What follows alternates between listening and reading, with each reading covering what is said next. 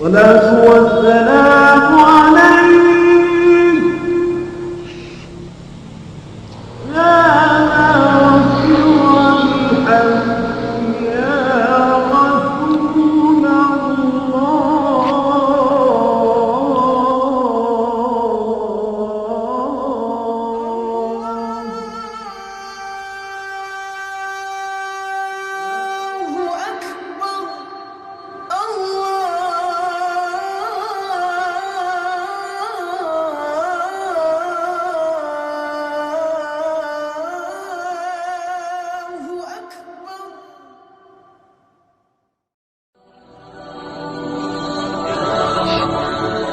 Sungguh semua bacaan yang disampaikan di waktu fajar itu dipersaksikan. Siapa yang menyaksikan?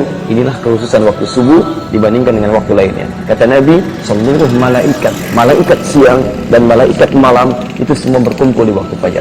Jadi kalau kita memanfaatkan waktu fajar ini dengan memperbanyak doa kepada Allah, kemudian dengan meningkatkan bacaan-bacaan kita, bacaan Al-Qur'annya, zikirnya dan sebagainya, apalagi ini di hari Jumat, maka Masya Allah, bukan hanya Allah yang kemudian menerima doa-doa kita, tapi malaikat turut bergabung di situ untuk mengaminkan dan mengistighfarkan segala permohonan ampunan kita. Saking mulianya waktu fajar ini, jangankan sholat fardunya, dia 2 rakaat sebelum sholat subuh, lebih baik daripada dunia dan seisinya. Dan dari 5 waktu sholat ini, usahakan 5 waktu sholat semuanya tidak kehilangan, terutama subuh. Subuh itu terutama. Biar tidurnya begadang, bunyiin beker, taruh dekat kuping. Harus saya bangun. Jangan sampai kehilangan.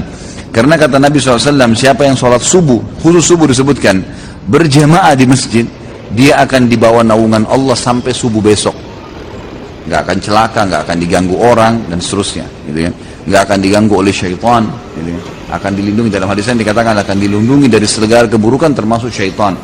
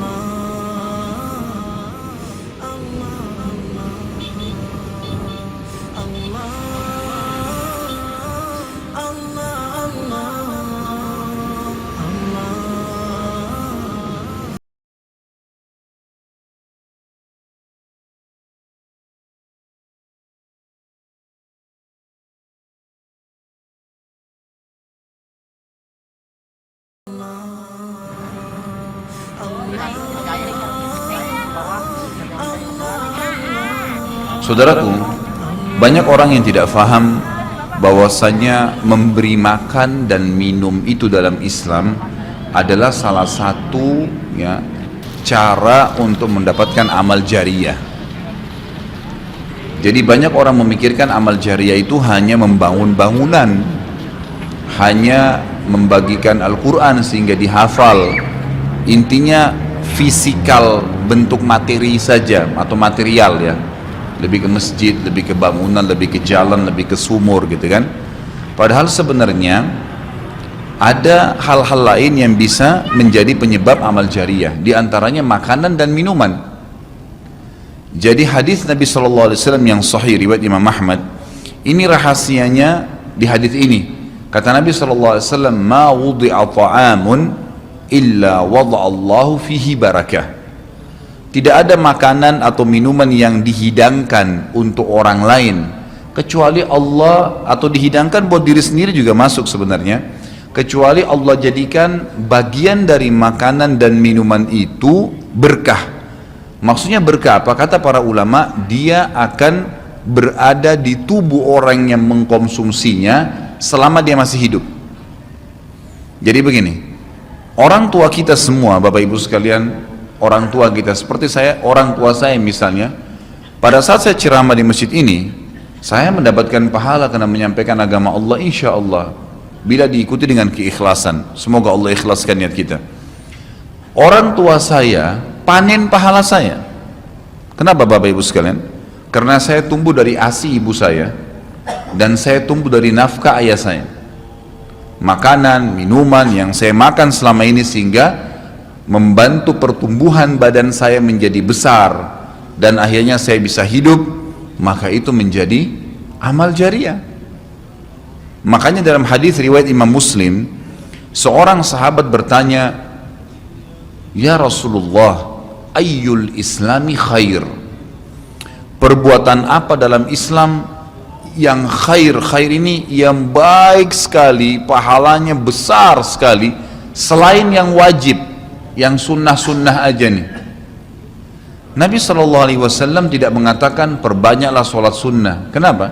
Sholat sunnah secara individual, puasa sunnah, zikir, ngaji, bukan.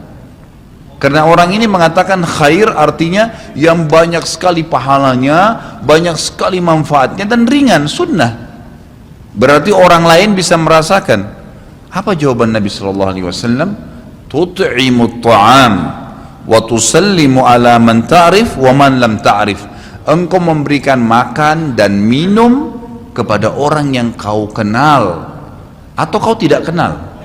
Memberi makan umumnya. Dan engkau menyebarkan salam kepada orang muslim yang kau kenal atau kau tidak kenal. Tapi saksi bahasan kita potongan awal hadis ini, di mana Nabi SAW menjadikan amal yang paling baik, besar pahalanya dalam Islam ternyata memberi makan dan minum orang lain. Kok bisa? Bukankah dalam secara akal kita, kalau kita makan dan minum kan habis gitu kan? Ternyata yang dibuang oleh tubuh itu yang tidak dibutuhkan saja.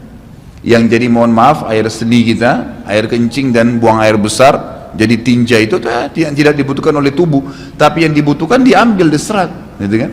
Dia akan menjadi bagian daripada otot-otot, urat-urat yang memang membutuhkan ya pembaharuan, atau bahkan menjadi bagian